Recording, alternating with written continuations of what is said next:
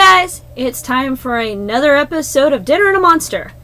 This week's review will be on a movie called The Houses October Built. This film was directed by Bobby Rowe. I'm not sure what else he's directed because I'm kind of doing this on a whim because I watched it recently.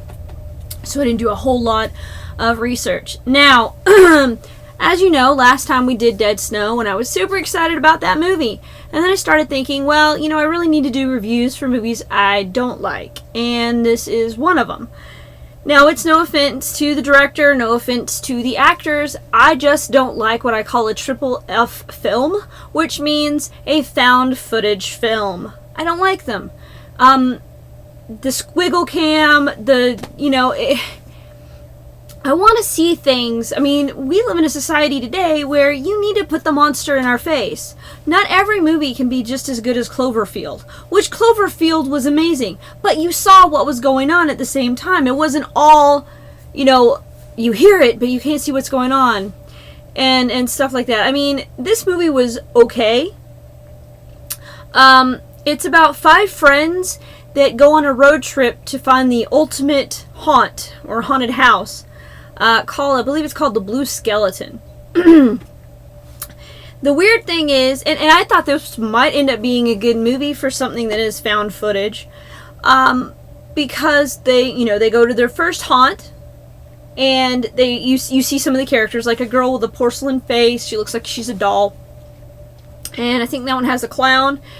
And as they progress to this blue skeleton, it's sort of like National Treasure in a way, but a horror version where you go to this place to get this clue and this place to get this clue and so forth until you get to the end. The thing is the characters from the other haunts start following them.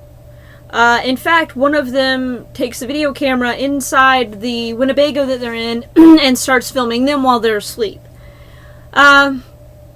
It became very typical found footage film after a while, where people will be like, oh, you can't film that, put the camera down so you don't know what was said or what happened, and you just kind of have to guess and by the way that people are acting.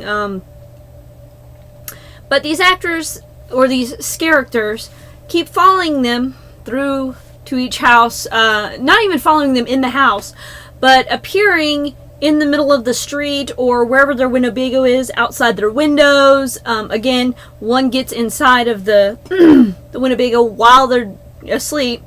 And to be honest, I mean, it was okay, but I couldn't wait for it to get over, to be honest. I was like, oh, okay. Now, I have one big issue with this film. Because supposedly in this film, the 5 friends are super into scary stuff, horror movie nerds, and all this kind of stuff, right? Well, one of the characters states, they get on a conversation about zombies with guns, and one of them states that in all of cinematic horror history, they've never seen a zombie with a gun. Really? I guess you didn't see George A. Romero's Day of the Dead, did you? Because Bub, the main zombie, first, he handles a gun that is not loaded, and then later on, he takes a guy out with a loaded gun because he remembers how to use it. So that sort of made me a little like, really, you guys are super horror nerds and you don't realize that there has been a zombie with a gun. So that was a little bit of a strike against them. So that was 2 strikes for the found footage and we're nerds, but we don't know this thing that, my 6-year-old niece knows. Not that she's seen Day of the Dead, but, she does know that one. Now, as it goes on, they do eventually find the haunt, or you could say the haunt finds them. And I was torn because, again, the movie just seemed to go on forever, but at the same time it was kind of cool because they were looking for the ultimate haunt, but they didn't realize that the ultimate haunt was following them. The ultimate haunt was coming to them. They ended up in Louisiana, of course, big surprise there, where this haunt is, and it's off some dirt road in the middle of nowhere, and they get bags on their heads and their hands zip tied and all this kind of stuff. And I don't want to give away the ending, But the ending was very anticlimactic, I'll be honest. If you have this in your Netflix queue, you may as well just kick it out of your Netflix queue. Again, it's no offense to any of the actors or the director, any of that. It's just, it was not a great film. I give it 2 out of 5 chainsaws. I was very disappointed in this film. Sorry about that. The camera went fuzzy for a second and wouldn't come back out. I'm not sure exactly what made it do that, but, you know, it's my luck. I live in a cabin. There's no telling. Yes, ladies and gentlemen, I live in a cabin. Anyway, I'm not happy about that. I want to live in a house, but anyway. That's enough of me. So, like I said, I give it 2 out of 5 chainsaws. The 2 chainsaws it gets simply because, you know, the actors acted natural. They really did act like a group of friends, and I'm sure they probably are a group of friends in real life. But aside from that, I mean, they give you a build-up to nothing. They give you a build-up to something that actually ends up very predictable, and I was very disappointed at the ending of it. So, I wouldn't recommend it. Kick it out of your queue, get rid of it. You don't even worry about it. It's pointless. Unless you're just really, really, really extremely bored. Oh, and that's what I was saying is, I've had it in my queue for months. Very tempted to watch it. Never got around to it.